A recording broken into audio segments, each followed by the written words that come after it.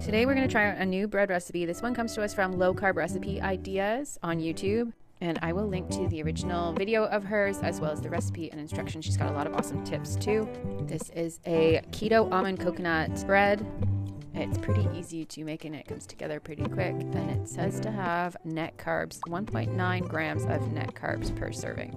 So I've pre-measured out all the ingredients. Now I'm dumping all the wets together in the hot water. Now I'm going to dump all the dries together in a mixing bowl. Like I said, this is super easy to put together. We're going to give it a mix. And when I've got the dry all combined, we're just going to dump the wet in. And since we're adding really hot water, you're going to want to use a spatula or spoon until it's cool enough to handle. Then we're going to get it with our hands and we're going to knead it.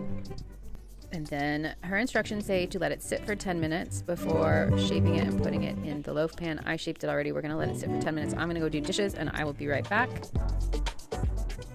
And then we're going to get this in our preheated oven. At home, you're going to want to put it in a 350 Fahrenheit or 180 C oven. At the bakery, I have to adjust it because our oven's super strong and convection.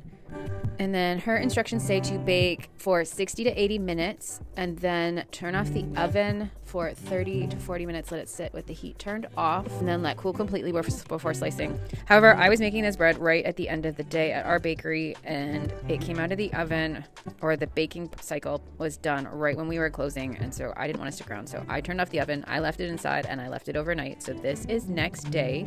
I had baked it for only 60 minutes and you can see as I slice into it that it is a little on the wetter side. So I think next time I do this, I will bake it longer. A lot of these types of breads you can almost kind of knock on and feel the weight or hear the hollowness when it's done. But like I said, I was in a hurry to get home, so I kind of stopped early. Although I did have it with my lunch, I toasted it and it was delicious.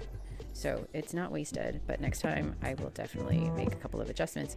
I also got a ginormous air bubble in the top of the loaf, across pretty much the whole loaf. So we'll have to see and troubleshoot that next time too. But overall, it was delicious. It was successful. It's super easy to make. And if you want to make this, I'm going to link, like I said, to her recipe below so you can watch her video and read all her tips. She's got a lot of awesome recipes.